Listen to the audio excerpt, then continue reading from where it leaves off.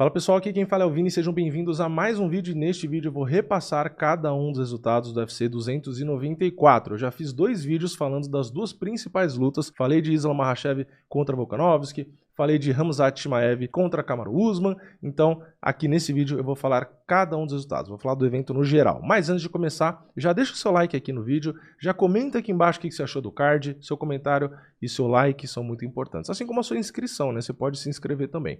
Então vamos lá, primeira luta da noite, categoria peso médio, tivemos Bruno Silva, o blindado, contra o Shamar Magomedov. Magomedov venceu na decisão, luta muito dura, luta muito boa, né? O blindado é um cara que aguenta muita pancada, como o próprio apelido já diz, né?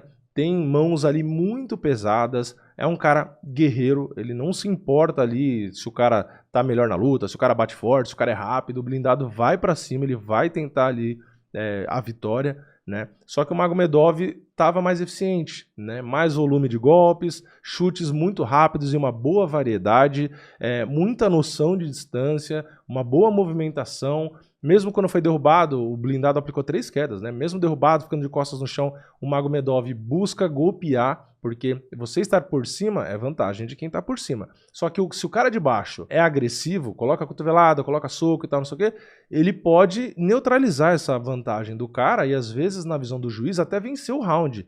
Então, o Magomedov fez isso, tomou queda, mas desceu o cotovelado de tudo que era jeito, dava soco, então trabalhou o tempo inteiro. E isso é muito inteligente e venceu por decisão unânime, né? Não à toa venceu por decisão unânime. Então, um excelente lutador, venceu o blindado, que na minha opinião também é um excelente lutador. Então, realmente é um nome aí pra gente ficar de olho, né? Claro, acabou de chegar, vai ter muita luta pela frente, mas eu acho que ele já se provou, né? Venceu o blindado bem, é realmente algo para chamar atenção. Na segunda luta, categoria peso palha, tivemos a vitória do Dakova vencendo a Jinh Yoon Fry por decisão unânime. A Jinh Yoon Fry está numa má fase, sequência de derrotas, era muito azarona, realmente acabou perdendo, mas eu acho que a do Dakova, talvez pelo tamanho do favoritismo, pelo cartel e tal, pelo momento da Jinh Yoon Fry, todo mundo esperava que ela ia entregar mais até, né? Às vezes nocautear mesmo, ou finalizar, ou ganhar até com mais clareza, mas enfim, né? Também, às vezes é a nossa culpa, né? De estar com a expectativa alta demais. Então, não quero criticar a menina que venceu a luta, né? Mas é isso, né? Então, conseguiu a vitória, talvez a Jinh Yoon Fry, né? Não sei quantas lutas tem contrato, nem nada do tipo, mas, sei lá, às vezes não continua no UFC não. Depois, peso pena, Muhammad Naimov venceu Nathaniel Wood por decisão unânime, ele era bastante azarão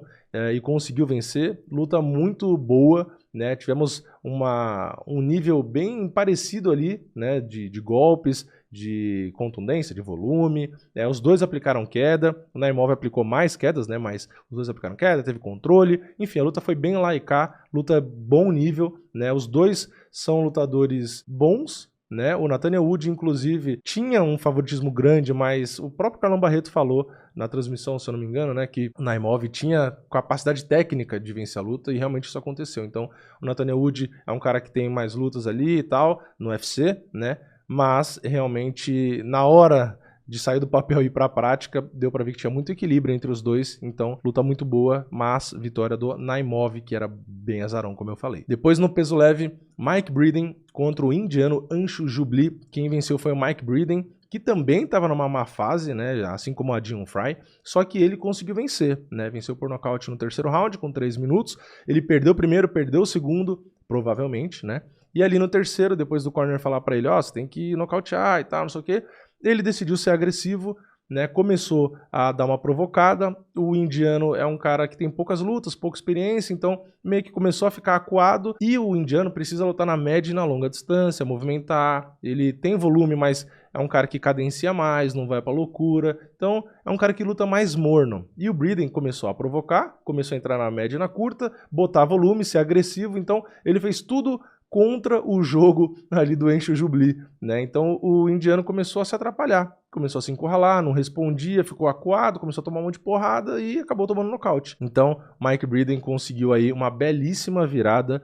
era azarão também, bastante, e conseguiu vencer. Então, luta interessante. Na próxima luta, categoria peso médio, tivemos o Cedrix Dumas contra o Abu Azaitar. Quem venceu foi o Cedrix Dumas. Luta ok, teve momentos bons ali de trocação, teve queda para um lado, queda para o outro. Abu Azaitar estava muito tempo sem lutar, né, mas teve bons momentos. Poderia até, se dessem a vitória para o Abu Azaitar, eu concordo com o Carlão, acho que até dava para entender também. Enfim, uma luta ok, né? Não foi ruim, mas também não foi nada demais. Depois, no peso galo, tivemos o Shaved Basharat contra o Vitor Henry. Quem venceu, na verdade, não foi ninguém, né? Porque essa luta foi no contest. Tivemos dois no contest num evento só, numerado ainda, né? Ó que beleza, né? O Shaved Basharat deu um chute nos Países Baixos ali do Vitor Henry, um chute muito forte. O Henry caiu no chão, se contorceu, ficou gritando lá de dor. O árbitro esperou 5 minutos, que é o tempo que os atletas têm para se recuperar nesses casos. O Vitor Henry ficou lá 5 minutos rolando, gritando, gemendo,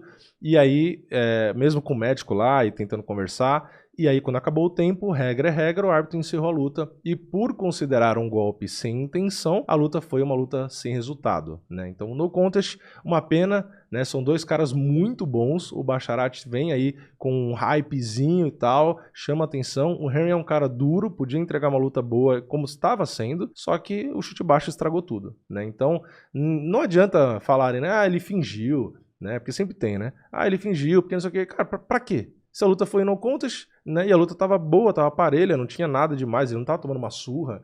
Então, realmente eu acho que o golpe pegou, né, pegou meio de lado, né, pegou na coxa, mas acabou pegando sim ali, e ele não aguentou, né, enfim, paciência, né, resultado ruim, né. Depois no peso leve tivemos o Trevor Peek contra o Mohamed Yahya. Quem venceu foi o Trevor Peek na decisão unânime. Depois peso mosca, Muhammad Mokaev contra Tim Elliott. Quem venceu foi o Mokaev por finalização no terceiro round, mais uma vez, com 3 minutos e 3 segundos, ganhou bônus de performance, luta muito boa. Tim Elliott é um cara muito bom, um veterano, um cara excelente para testar o nível do Mokaev, conectou mais golpes, inclusive o Tim Elliott aplicou queda, tentou finalizar, só que o Mokaev, como nas outras lutas dele, passa um aperto aqui, passa um aperto ali, e no fim, no terceiro round, no final da luta, ele vai bem e finaliza, né? Então, mais uma vez aconteceu a mesma coisa, e vamos ficar de olho, né? O Mokaev tem nível sim para pegar caras ali mais para cima. Não acho ainda que tem nível já para falar, pô, esse cara vai ser campeão já, né? Pode ser campeão no futuro, mas não acho que ainda tem nível, né? Dá para ver que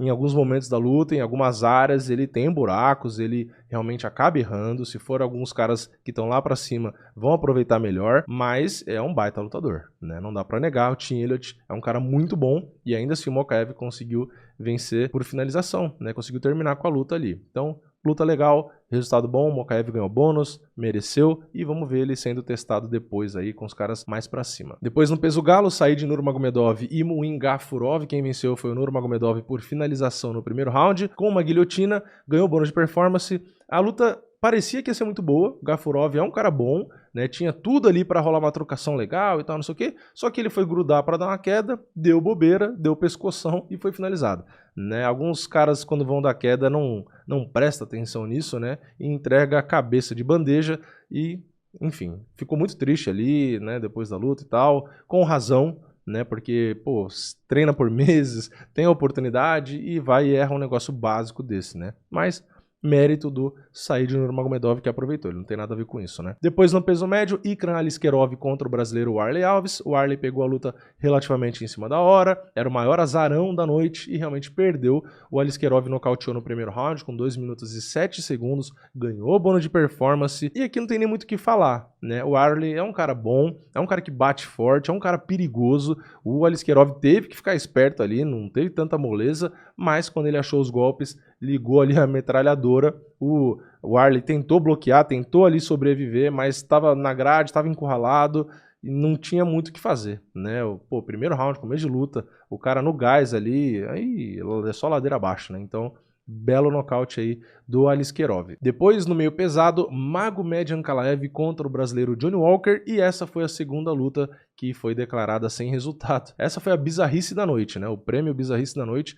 A gente teve a luta rolando ali bem, né? O Johnny Walker tava ok, né? Na média, na longa, soltando os golpes perigosos. O Ankalaev também soltando seus golpes, estava bem parelho até no volume dos dois e tudo. Teve queda do Ankalaev, e aí o Ankalaev pega e dá uma joelhada ilegal, né? O Johnny Walker caído, ele deu uma joelhada na cara do Johnny Walker, não podia fazer isso. Aliás, teve um monte de luta aí, né? Com joelhada no rosto, golpe baixo, um monte de coisa, um monte de falta, né? E aqui o árbitro interrompeu a luta, chamou o médico conversou com o Johnny Walker, não dá pra entender muito a conversa, porque o volume não é muito alto e tal, e o médico fala com o árbitro que o Johnny Walker não pode voltar pra luta.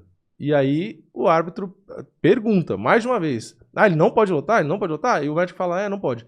E aí o árbitro encerra a luta. Só que o Johnny Walker nem percebe, ele nem tá olhando, ele nem presta atenção no sinal do árbitro, e até meio que vai voltar pra luta. O árbitro fala, né, não, a luta acabou.